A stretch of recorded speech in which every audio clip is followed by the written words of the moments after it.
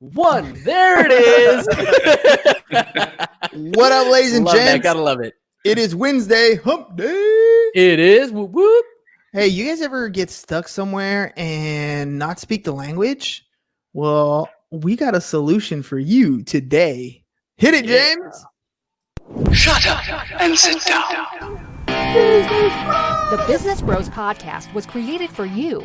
Learn from the business professionals who come to share their stories. Find out what's working in business, on social media, what's hot and what's not, straight from the mouths of successful entrepreneurs out there doing the real work. And now, welcome to another episode of Business Bros. All right. We got a good one today, James. It's time for the fire intro. Whoop, whoop. Is it hump day already? Man, time flies. Today's guest is transcending time for weary travelers, making your life easier when you visit a non-English speaking country, whenever that's possible again. Our guest today developed the software of the future. He brought together the latest artificial intelligence and speech recognition technology to develop a real-time language translation solution. Wow, that's a lot to say. And here's the most incredible part, though, about our guest story. He did all of this with absolutely no formal training in the technology space. So in spite of this obvious hurdle, our guest beat the odds and is the CEO and co-founder of Lingmo International. We're excited to have in our midst today a keynote speaker and inspirational leader. Welcome to the show, Danny May.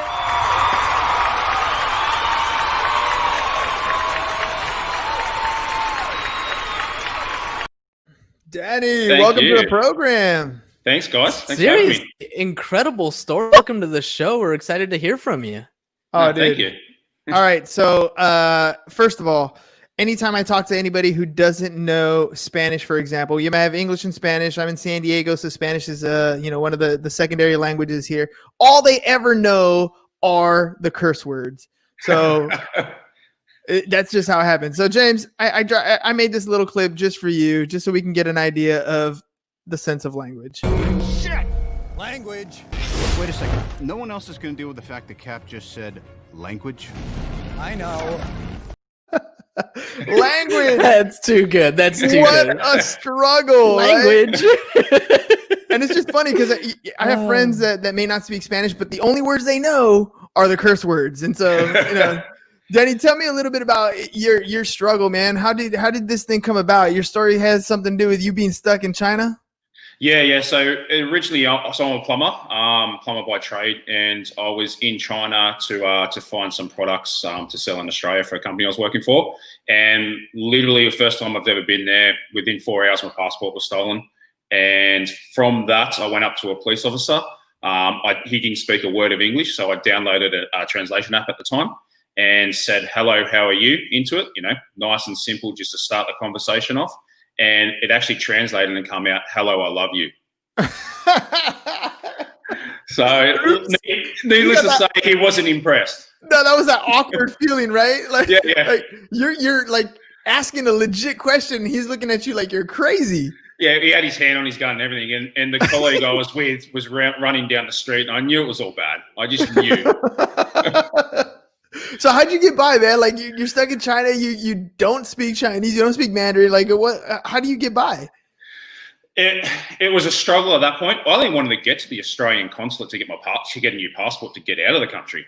So after about 10 minutes, the police officer was okay. He got seen the funny side of it, thank God, and pointed me towards a consulate, which it was in Shanghai, and anyone who's been to Shanghai knows how big that was. And I was panicking, thinking, geez, it could be 4 hours down the road. It was literally 100 meters. It took me 5 minutes to walk there. So, got out of the country and then just really thought, and the app that I downloaded then was a big name app, and just thought, how many other people are having the same issue, and really dissected the language translation industry and sort of come up with Lingmo. So, but you didn't have a technical background, dude. Like you're a plumber by trade. How does a plumber, other than maybe a Mario brother, turn into something digital like that? a lot of late nights learning, self-teaching myself what I need to know. So I assembled a pretty good team, kick-ass team out of Middle East, and they helped me learn what I needed to know. As simple as that. Outside of language translation, artificial intelligence, I know bits and pieces, but I really just knuckled down on what I needed to learn to take this to the next level.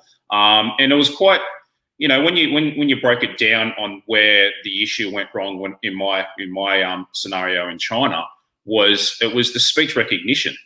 The company was focusing on the translation part, and they did really good at the translation part. But if the input wasn't correct, it snowballs. So that's where I really learned and just focused on that area and perfected what I needed to know. I don't code.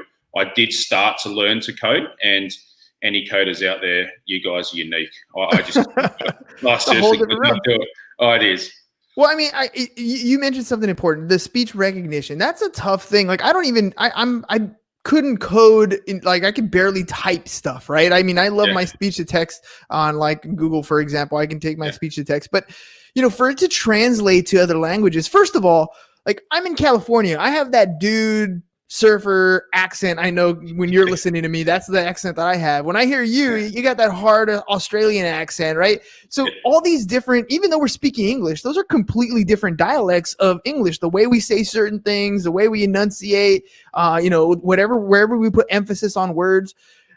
What's it like trying to code something like that, trying to put together a project where that's just you and I language? What about English in the UK? What about English spoken by Indians, English spoken by, Asians, all kinds of different stuff? And that's just English to another language. What about me trying to speak in Spanish or me trying to speak in Mandarin? Or how do you even begin to do something like that?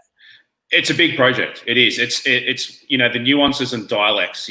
As you said, Australian to UK or US. We've got the different slang. G'day mate and stuff like that. So you've got to. When we first started it, we trained it in the formal sense of the language, and then really built on top of that. So if we went in and started trying to work on all the nuances and dialects in each language, the project would still be going now. We wouldn't be to market. So we really just focus on the formal side and then add to it. And that's where the artificial intelligence comes in. It helps us train the nuances and dialects a lot faster. And, when our services are used all around the world, it picks up new nuances and dialects. And then it only improves. The more that goes into it, the faster it improves. Well, let me ask you, when it comes to creating apps or creating programs, they have a huge reputation for being a large money pit where you might have one of the greatest ideas out there. It might solve some of the greatest problems, but it costs so much to bring to market. What are some of the hurdles you've come across when you're developing your systems, your processes, your apps, hiring your teams? What kind of goes into it, and how do you bring something like that to market without going broke? It's hard. It is. It's really hard. So you just got to really pinpoint and focus on the areas that you really need to concentrate on to get your product to market. So in the early days, we really focused heavily on the consumer side. So consumer apps, we had the world first independent earpiece that's translated. Smartwatches, and then we pivoted 18 months ago to really focus on enterprise solutions, and making it. I think the biggest thing in that shift was putting the money in the right places to make our products scale, so we're not so hands-on with it.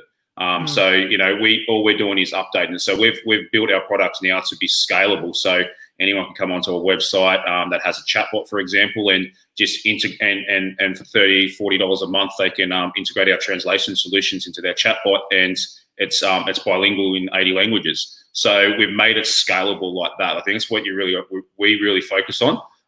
With the consumer and hardware market, that's where you can sink so much money into it. Like your product development, you've got prototypes, you've got all that. So anyone that's sort of going out and starting a business, you got to really think about the end goal. And and I was told it when we first started, hardware is hard. It costs a lot of money to produce, and you sit there and go, yeah, I've heard this before, but I'm going to give it a go. It's until you actually do it, you realize how much effort and money goes into the hardware. So we really, I met with one of the head guys at a big company when we first started. We were introduced to a lot of people. That's how we learnt. And he said, focus on the technology, get that right before you put it into hardware. And that's what we really did. So it's just focusing the energy into the right spots and assembling the team. We've got probably one of the best teams. I'll put them up against any team in any big company. We've got a really good team that we focus on the right areas, and we're starting to see the success of that now. Danny, how does a plumber from Australia scale a company in the tech space? You must have had some major hurdles. You must have, decided this is the last toilet I'm ever going to be in front of. I mean, I know you were in China looking for products, so I'm pretty sure it was a different space in the plumbing world. But how do you transition from there and leave the consistency of that paycheck to go over and do something that there is no guarantee? Supportive family. I've got a wife that's really supportive, and obviously I've got 3 kids as well. So it's having the supportive family, and go from plumbing, the transition from plumbing to tech. It is a bit of a funny story, because when we first started, I actually told no one I was a plumber, because I didn't want to.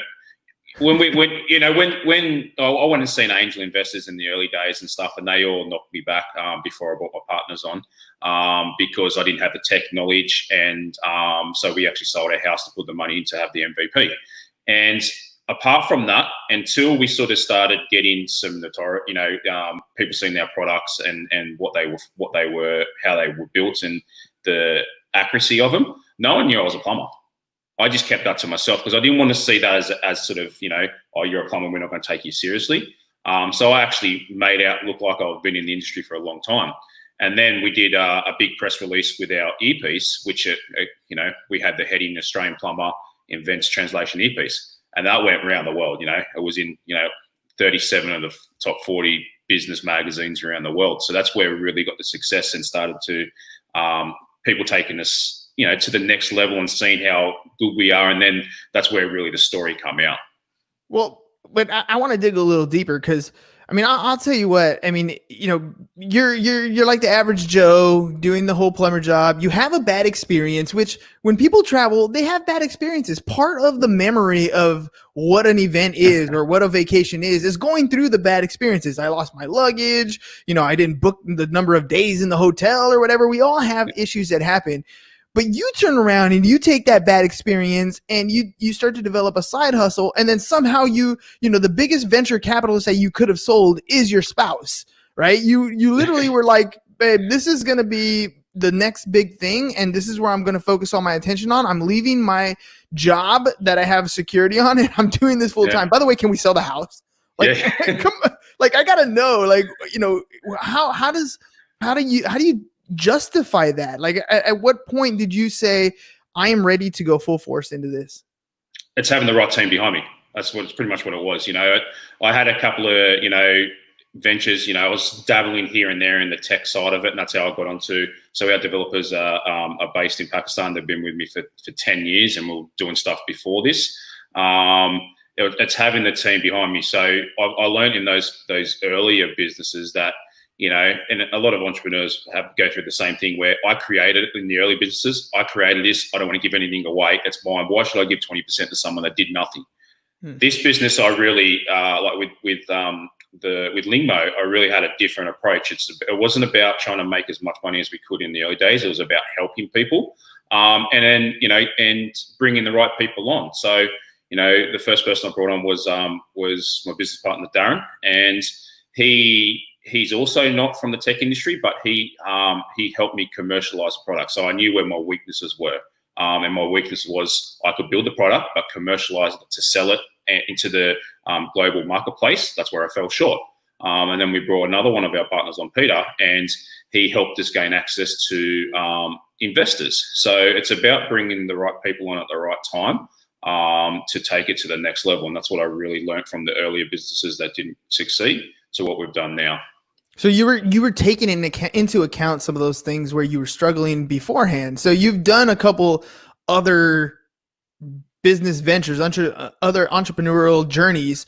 that obviously didn't either pique your interest or reach the level of success that you wanted to until you came across this. What were some of those other ventures, and what were some of the lessons you learned from that? One of the businesses was, so they were all side hustles, still doing plumbing at the same time. So that was one of the things that I learned was, you do your side hustle until you start getting momentum. Then you look at taking it on full time, not leave full time and sort of hoping jump out of plane, hoping the parachute opens by the end. So that's one of the lessons that I learned. But one of the companies was, it was just when Instagram, got bought by Facebook for $1 billion. It was like everyone decided to have a photo sharing app because they could, think that they didn't see the side hustle and they could sell it to a company for $1 billion. So it was a photo where you could add text overlay to photos in any script or any language back then. And purely the sole purpose of that business I created that was to make money. Instagram bought it. And I wasn't thinking about the problem. And that was probably one of the biggest lessons is because, you hear all these, you hear all the successful people like, Steve Jobs and, your Bill Gates and everyone like that say that you got to be passionate about what you do and not think, the money will come if you're passionate about it. And that is, it's true. It's hard work. So if you're just thinking about something for the money, once it gets hard, you're going to go, well, I'm going to give up on this. And that's exactly what I did. It got hard and then go, well, I'm not gonna continue with this, and then that's what really changed the focus for Lingmo. That's a big almost like a maturity thing when it comes, we mature as individuals, as people, right? As a young age, we make all kinds of mistakes in our youth. We try all kinds of crazy stuff. We do, maybe for guys a little bit, later that we mature than women do.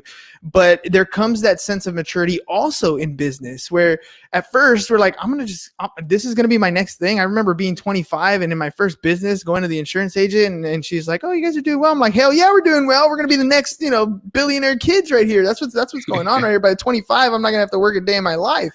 But you have to go through some of these experiences to realize how humbling some of these things are. Where people of a certain level, of a certain experience, are telling you, slow down, take your time, talk to your clients, ask them what they need, and we kind of skip those things just because we want to hit that fast forward button and collect that check.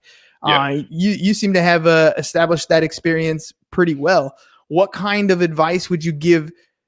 A younger version of you, if you can go back and do some of this stuff over again, now knowing what now that you're the older guy in the neighborhood with the experience, what would you share?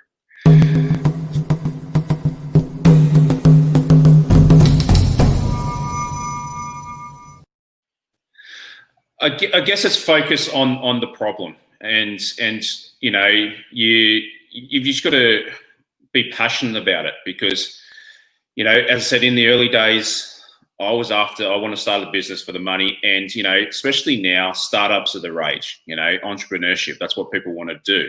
And people are thinking about the money and not the process. So it's more, if I was going back, I go, okay, there's process. You're going to have your ups and downs. There's a lot more downs than there is ups in the early days. And once you get to the ups, bring people along on the ride with you. Your team give you. I couldn't have done this with a team. I'm the one doing all the interviews and stuff, but there's people behind the scenes that do probably more work than what I do to get the product to market and iterate. Integration and stuff. And I guess it's be humble. People give advice. Like my team say, no, I come with I'm the crazy idea person. I come with the crazy ideas. And they say, no, we can't do that because X, Y, and Z. And you go, okay, but why? And I ask questions and they end up just going, we can't do it because of this. And you go, okay, no problems. So you got to trust the people. That's why you bring people on that are smarter than you to take you to the next level. Hiring a team, you hear that a lot. People talk about, bringing on the right partners, bringing on the right employees, putting people in the right seats. I mean, a lot of that in theory, just saying it totally makes sense. And yet in practice, it's a whole different ballgame.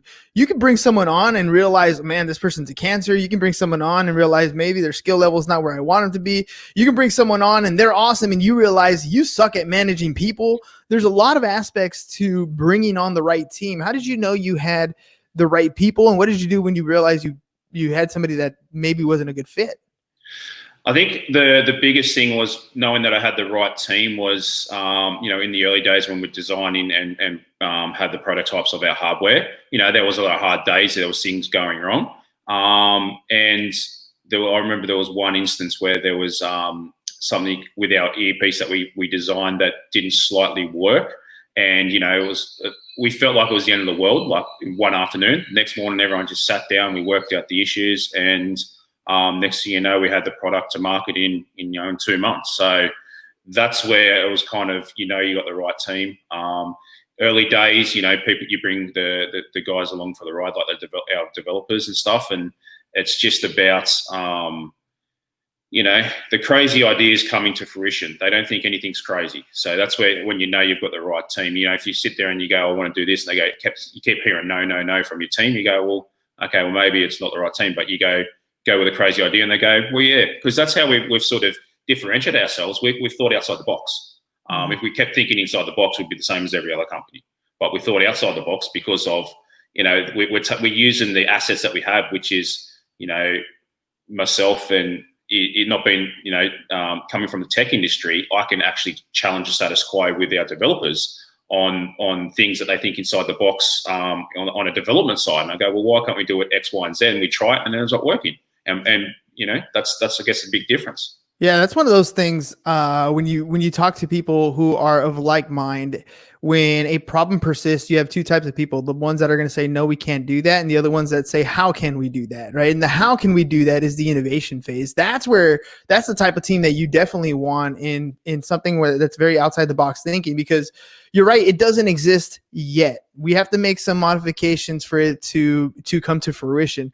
But when you have that vision in front of you and you do take those steps with your team, that's where that magic happens. That's where all of a sudden you have something that people know and they like it, and it's very user friendly because you've asked those deep questions of your customer base. You know what they're looking for. You try to make it as intuitive as possible, and then they're looking to accept you as the norm. This is the status quo. Yeah, 100%. That's kind of where we've got where we are now. It's taking it to the next level and challenging the status quo. You just not, if we're the same as every other company, and we were in the early days with our consumer products and stuff, with our apps, it was really hard that we learned, how do we differentiate ourselves? We've got big companies that can give the software away for free, but we've got to charge it because we're a smaller company. We're a startup. We need to make revenue and to put into our other products. So that's why we really went into the business. We worked out the business enterprise side of it, providing language translation there so businesses can communicate with their customers. That's where we're focusing now, because we're challenging the status quo in that industry. And because of COVID now, a lot of people are doing everything online. They've got to communicate, ordering a pair of shoes. I could order a pair of shoes from Dubai, and the company there's only types in Arabic. So our translation solution, I type in English, they get in Arabic, so we can communicate and they can have a customer and I can buy a product. And the whole idea is for it to be seamless, right? So if I'm ordering and talking to tech support and typing away on my computer, I'm getting a response in the language that I understand. They're getting the text in the language that they understand. Nobody even knows you exist in the in-between, and you're doing your job right. 100%. Yeah, that's it. We want to feel like someone's communicating in their own language. So I want them to feel that I'm typing in Arabic when I'm typing in English, all in real time. All right, let's take a little quick break here.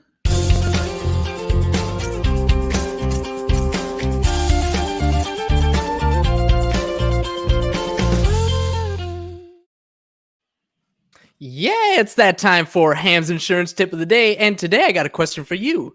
Was your business affected by COVID? Well, here's what you want to do.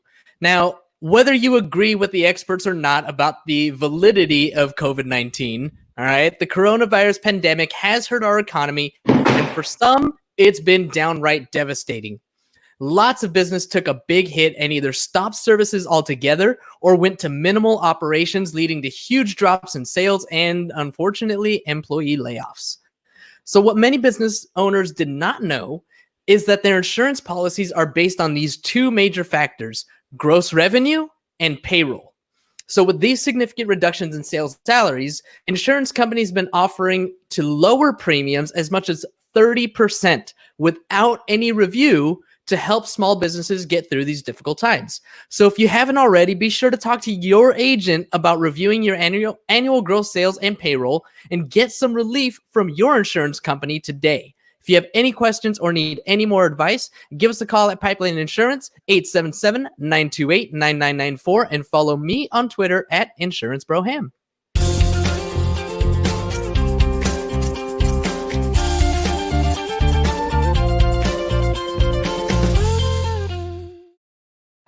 All right, Ham, let's stay on here. Let's stay on here. Here we are. Danny, I want to get to know you a little bit better. Known you for 25 minutes, so let's see if we can play Two Truths and a Lie. You ready? I'm ready. Let's go.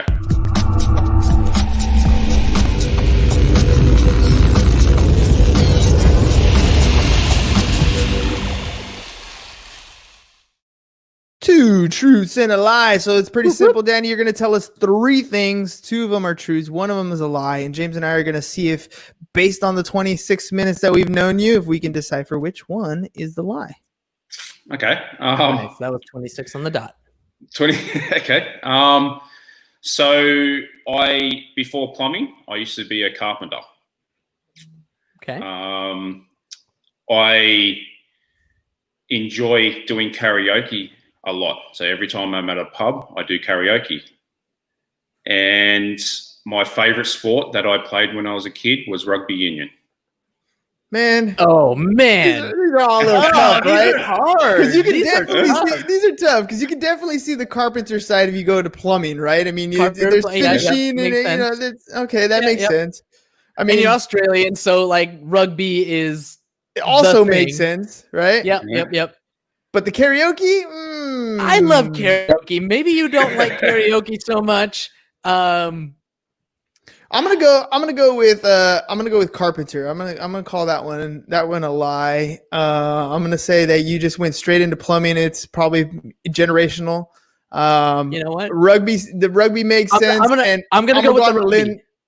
You're gonna go with the rugby? I'm going to go with the rugby. I'm going to say, you know what? I mean, just because you're Australian, that's a stereotype, all right? Doesn't mean nothing, you know. You just got to be all against the stereotypes these days, huh? I mean, you know, I'm Mexican, but I never played soccer. I didn't care for it. All right, you know? fair. A thing. Okay. Right? Yeah. All right, Danny, what is it? Karaoke. I hate karaoke. We suck again. Damn. Yeah. Oh, man. So let me ask you this though. I'm not a fan of karaoke. Okay, so but if you're not a fan of karaoke, maybe you're like me. I don't like to get behind a mic and sing, which is kind of weird because I do this all day long, right? Yeah. But I'll throw on jams in my car and I'll sing the whole 6-hour, 7-hour, 8-hour road trip like I'm just jamming out and singing songs the whole time. Is that you too? I'll do it by myself. I've only ever done karaoke once, and that was after a few beverages. Fair, very fair. I don't know. It's weird. I get a little weird behind a microphone, and I've done parodies, believe it or not. So it's kind of weird. I don't know what it is. I just don't like hearing myself sing. That's pretty much it. Yeah. If I didn't hear myself, I'd probably do it a lot. But if I hear myself, I won't do it. What's your go-to music? Bon Jovi, actually. Bon Jovi. Nice. Yeah. All right. So you did play rugby? Yep. Yeah. I played up until 10 years ago, actually. Wow. Yeah, nice. Semi-professional and that. So yeah, I got really into it. Nice. So what happened there? Why didn't you go that route? Did you decide my body's like taking a beating too much, or? Yeah, I did. But I also had some influence from the wife as well, because that's when I was doing plumbing. So I was getting injured a lot, and I was on people's roofs and stuff. So there was a good possibility I'm limping on a roof, I could fall off. So so I gave up when my youngest son was born. You miss it? Yeah, I do. The kids play it. I help them out during their sports now. They keep coming up to me. So I've got 3 boys under 12. So they come up to me and say, "Dad, we want to watch you play." I say, "No, Mum won't let me." But now the wife said, "Well, you can play now because you're not on a roof." I go, "Okay, here we go." Yeah, now you got to get back into it, right? Yeah. So we're gonna see Coach Danny. I've coached in the early days, and that was actually where I got into the confidence for public speaking. Because if you don't have the confidence in public speaking, go coach a under-6 rugby union team, and you'll get the full truths of what you're doing wrong and how you're speaking and everything. So From the kids, right? From the kids. So if you have self-confidence issues when you're public speaking, go coach a football team, and you'll get over it. They'll tell you everything. Yeah, it's funny how adults are really nice about it. I get weird things like, "Oh, you have a perfect voice for radio." And I'm like, "So you're trying to say you shouldn't look at my face? You don't want to see me on video?" I've heard that one too. So funny, man. All right, I got one more little segment for us here. Yeah.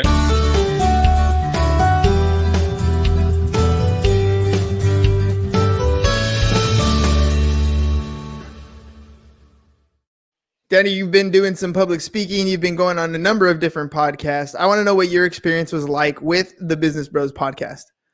It was awesome. I love the feeling of just having a conversation, when you go on a podcast and you get it's just me talking and questions. I love the interaction and the fun. I just love it being fun. So it's been awesome. What'd you think of, I've done a couple tours. What'd you think of our whole branding, the little segment pieces we throw in? Is it too much, too little? Nah, it's perfect. I love it. It breaks it up. And especially when I'm listening to podcasts or I'm watching it, I like when it's broken up and, you see all ads and, some fun things thrown in there. It's not all about the product and stuff like that. So no, it's been fantastic. Awesome, man. Well, hey, I want to thank you for taking the time, because I know you're on actually you're in Australia, so it's technically Thursday for you, right? We were saying Thursday. Wednesday hump day, but it's Thursday for you. I've already gone through hump day, so. I always love talking to people in the future. It just feels totally different. It gets a whole different vibe. So for you, we're going to throw up our little banner. Normally on Thursdays for you, we do SHIT. So happy it's Thursday. So just because it's Thursday to our guests, we're going to throw that up there. So hump day for the rest of you, but for those of you in Australia, so happy it's Thursday. Thank you. All right, Daddy. Well, thanks a lot, man, for coming on the show. We really appreciate it. Ladies and gents, we'll be on again in our real Thursday time tomorrow at 4 p.m. sharp. That's all we got for you guys today. Peace. Thanks. Bye-bye. And we're out. Thank you for listening to the Business Bros Podcast. Are you looking to get more clients or to increase your income? Hernan, the business bro, can help you generate referrals through the power of podcasting. And James, the insurance bro with Pipeline Insurance, can help you effectively add insurance to your existing business.